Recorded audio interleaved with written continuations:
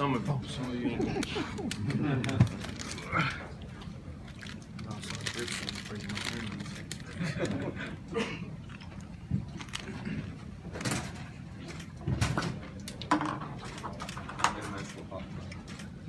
Beginning of the year, I told myself I might drink at the end of the year. I didn't know it was gonna be with this bad boy off, so I doubled it up.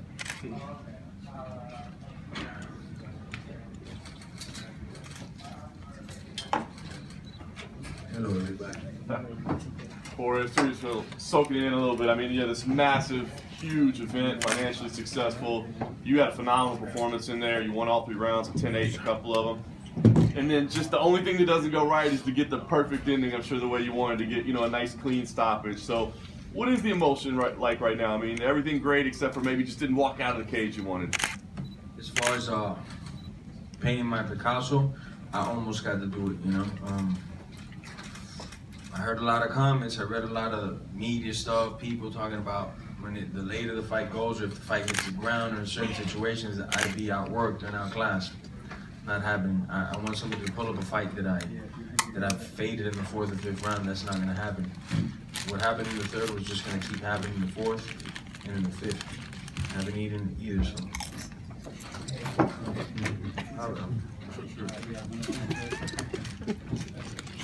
Okay. So, I was ready to fuck him up. Keep going, man. Nate's a fucking dog. Those same shots I've hit a lot of people, I pulled them like a long chair. You literally got to kill that dude. I said in every interview leading up to this, I ain't willing to lie, man. You got to kill that dude. Yeah. Let's say you were smiling in there. It looked like you were having fun. I mean, you were talking a little bit. Yeah. How did the fight play out versus your expectations? You knew he was going to be tough, but it seemed like you were having success in most aspects of it. That's exactly how we saw the fight playing out. We'll touch him up in the chin. If he's still there after I touch him up in the chin, we'll work the body and we'll go back to the chin.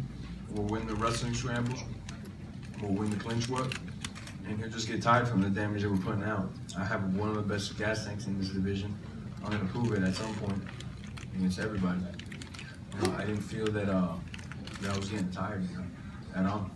I think he was a little bit more tired because he had to step on the gas a little harder than I did, especially with the body shots I was landing. Yeah. You immediately said, hey, we can run it back because of the way it ended. Dana came in here and said, listen, I don't know. I don't think that's the way I want to go right now. So tell us what you think. I mean, obviously, you're going to have a lot of options on the table. Is there something that, like, inside you that really, really wants to run this back next? Or do you feel like, maybe you could run it back in the future at some point? There's other things up right now. What makes sense to you? I'm the most competitive person this whole fucking company's ever seen, man. I don't want nothing to take my greatness to say some guy tripped on a pebble and that's how I beat him. That's not me. I want to end him. I want to send him off to another dimension. I got nothing but respect for the dude, but that's the type of artwork I like to do.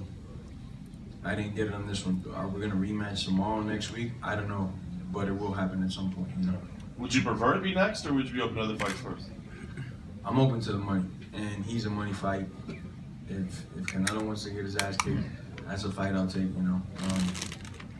I'm just here to get the biggest checks possible, but Nate is in the future for a fact. We're doing it next year, the year after that, but it's gonna happen. Nice. Last thing for me, Jorge, is as you were leaving, it was tough to see. It looked like somebody in the crowd went after you, or there was some kind of little incident off to the side as you were leaving the octagon before you made your way past first row. Do you know what happened over there? Nah, those are rumors, man. Ain't nothing happened. Okay, you just said if Canelo wants to get it, right? When did that idea, possibility come into your mind? I can box. I can kick hard. I got different angles. I'm not gonna get tired in the 12-round boxing, even especially if I have time to prepare for it. It's just kind of fate. He's fighting today. I'm fighting today. I heard we killed him on the fucking pay-per-views. UFC, what up? You're welcome. I don't know. I'd like to break his face, man. Just fight. Just test myself. Make a lot of money for testing myself. But I truly feel I can make it 1-1 MMA versus boxing.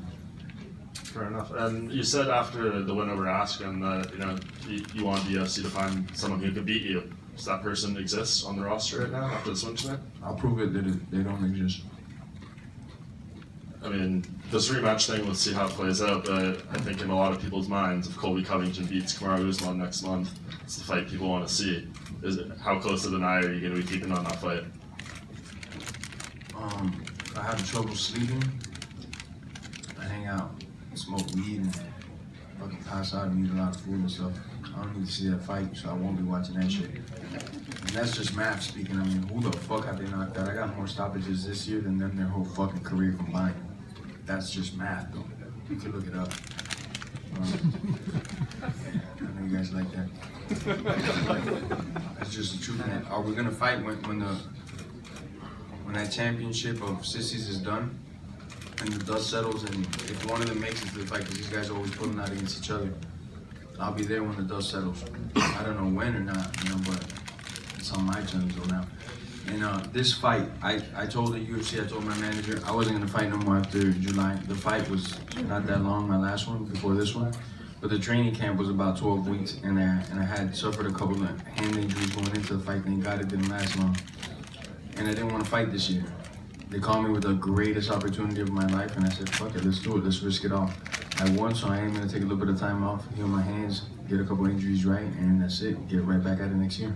And last thing for me, you spoke a little bit about this year, but when Dana was in here, he said he thinks you're the front runner for Fighter of the Year this year. I think a lot of people would agree.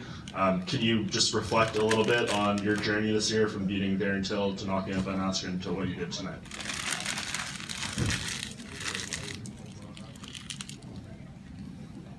I got a lot of things to do in my book before I close it off.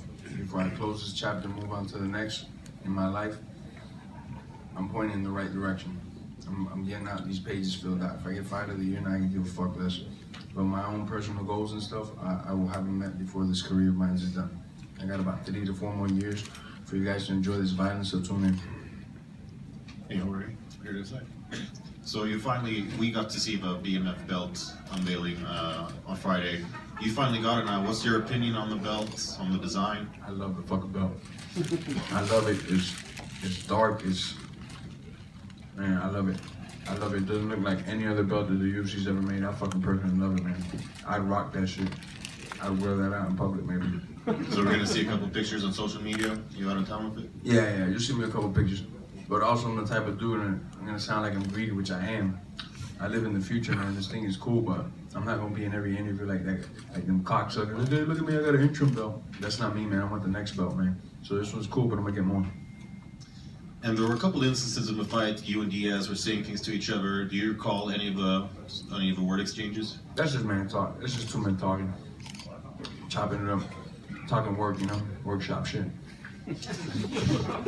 And I know you said that you want to take some time off, heal and such, but you also said that you want the big money fights and such.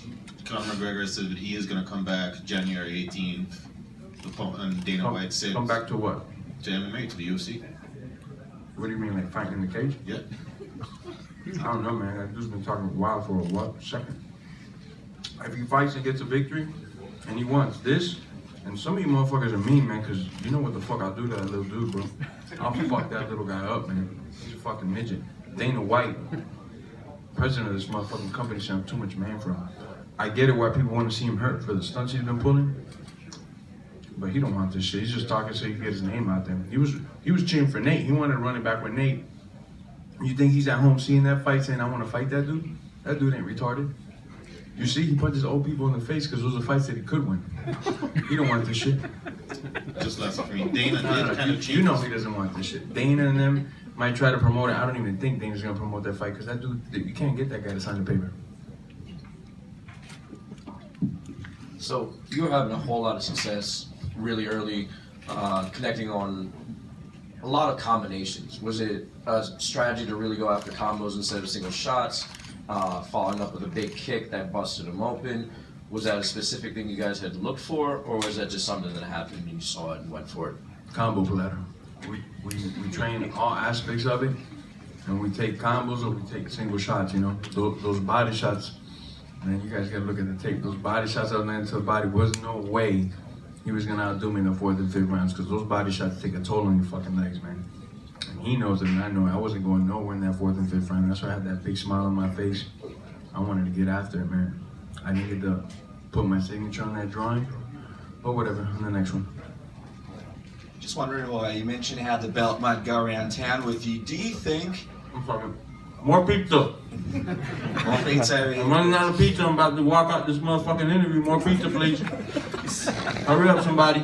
It was worse than Derek Lewis.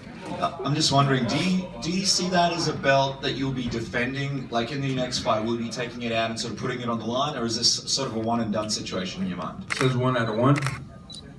I'm not giving this belt to nobody. You know? And if you want to try to come get it, you're gonna have a fucking problem. I want everybody else's belt, so like I said earlier, I'm a greedy motherfucker, man. They say there's some rumors going around about some other belt. I want that belt. And every belt that I can get my hands on, and I'm not even joking. I'm just wondering, obviously The Rock put it around your waist. It was almost like we were in some kind of surreal universe. What was that experience like for you being in Madison Square Garden and The Rock's putting a BMF title around your waist as you get more pizza? Thank you, Concho. Round of applause for this gentleman. Who is this guy, man? Great dude, just hanging out. Say it again. The feeling of The Rock putting a BMF title around your waist in the middle of Madison Square Garden, sold out crowd after a win over Nate Diaz. Well, I guess I'll open up now. Before the interviews and stuff that I get asked every time, I can't Man in Black in myself because I don't want to think about the dude, The Rock, is going to put the belt on me. Mr. President is here. And my favorite fighter of all times that I've never gotten to meet, though this is a small circle for fighters, is here watching me fight live and he's walking me out. And I'm headlining MSG. And I'm fighting for that BMF belt. And I'm fighting an opponent that wakes me up that I say, fuck, I want to fight this dude. All these things I had to put them aside and just be like, man, it's a fight. Now I could elaborate a little bit more on it. Fucking awesome, man. The Rock, my favorite action star put The Rock, the belt, I mean, my favorite fighter of all times. Fucking walked me out. That's insane, man. The only time you see me fanboying hard like that you ever see me was with Duran, man. I was like a kid in a candy store, but I didn't leave that dude alone, man. And just quickly, obviously, Roberto Duran took you out. I saw he took you out to dinner last night, took you to a restaurant where he used to go. Yeah. Just quickly on that experience, what was that like? And what is a meal before a fight? I mean, you would have been tempted. I know you're a bit of a foodie. Oh no, I eat everything I want when it's all said and done. After I make weight, I eat whatever I want. I'm not like pescatarian or vegan and that shit. I eat whatever the fuck I want. Seafood diet. It was awesome because he had a little bit of sauce in him and he just started saying stories and it was like, wow, I wish I had more time. I'd give you some of these fucking amazing stories. It's so good and so detailed. And he's just a funny dude, bro. If he was around during the UFC time, he'd fucking just take over with his fucking stories and the way he carries himself. He just takes over the room. He had maybe like 3 stories that had everybody on the floor fucking rolling, man. Crazy. Jorge, over here. Hey, you said you were planning to rest up a little bit, but if something is to happen with either Usman or Covington, would you be willing to step in and save the day at UFC 245?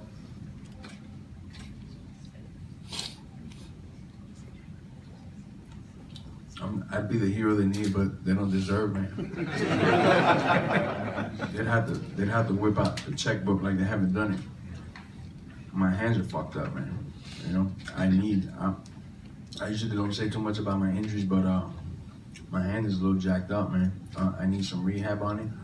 So if I was to get in, especially those crotch sniffers, I know I could hit them with a fucking knee or something. So I could do it, but they gotta, you know?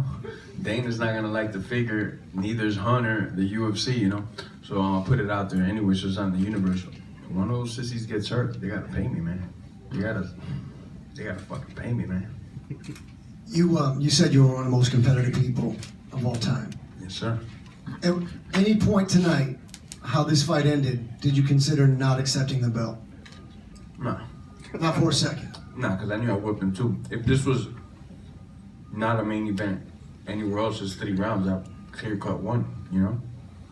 No doubt in my mind I won those 3 rounds. Okay, so if you run it back, the belt will not be on the line? You're keeping it no matter what now? That's just 1 out of 1, my brother. Okay. We could do for the meanest motherfucker belt after this. Because that's me also. Jorge, to your left, where would you rank this moment among other moments in your career? It's up there. It's up there. There's a lot of moments that helped me get here that I maybe rank smaller, though they're little moments, you know? Some people might not even know about them. But this is definitely up in the top 5 moments of my career, for a fact. And I know you had some reservations about fighting in New York, given what happened with the stoppage. Is that what you were possibly afraid of? Well, backstage, I kept asking the doctors, how bad was the cut? How bad was the cut? So they showed me a couple pictures, and then one of the doctors gave me goes, man, don't worry about the cut. Me personally, he was taking too much shots. I was going to go in the fourth. We kept clipping him, and I was going to stop it because there's too many shots. New York, I know, has had some trouble in the past with thefts and stuff. So it's kind of like, man, I had him on both angles, you know. What did they want me to do? And then New York, they fucking turned on me, man. Boo the doctor and shit. Don't boo me. I'm the one that did the fucking damage. It's not my fault. I want to keep going. I'm a fucking dog, man. I want to see the person with no life in him when I'm done. It's not my fault. Y en español, el público latino te ha estado apoyando mucho, especialmente en esta etapa. No sé si quieres usar esta plataforma y decirle algo al público latino que te ha estado apoyando tanto. Morgan, translate for me. Siempre a mi público latino, cuando yo empecé en el patio y gente de los patios, ellos siempre estaban ahí conmigo desde el principio y van a estar conmigo hasta el final. Yo soy el gallo de ellos y ellos lo saben. Y se lo enseñé hoy porque uno de los perros más grandes que hay en todo el deporte es Nate Diaz. Y yo le enseñé quién es más perro, quién es más gallo a toda mi gente latina. Sin duda todos los latinos están conmigo, eso no ni se puede dudar. Gracias, Jorge. Gracias, mano. You got that, Morgan? Got it. Before getting down to your right here, 2019, last 7 months of 2019 have been phenomenal for you, where you've racked up 3 wins against 3 of the biggest names in the promotion. What? Stop it, baby. All right. With a record-breaking thing. Don't sell me short. I'm not trying to. Okay, I'll add in the 5-second, the fastest knockout in UFC history. How can you top that in 2020? I mean his entire run. No, 5 seconds. It's getting top. The same way that gentleman Abraham Cow with my team, when I came back into this into the sport after the step back, I went in detail with what I was gonna do and the things that I would do. And at first, though, they're my peoples, they love me, I love you, George. They were like, man, you're a little fucking crazy, man. You're fucking 34 years old, been doing this 16 years. I said, just give me a chance. Just get the toughest fights out there and watch what I do. I had a good run in 19. It's gonna be better 2020. I guarantee you that. Thank you. Thank you, Jorge. Thank you guys, man. Good questions today, man. You guys keep it up, step it up. I like this, stepping it up.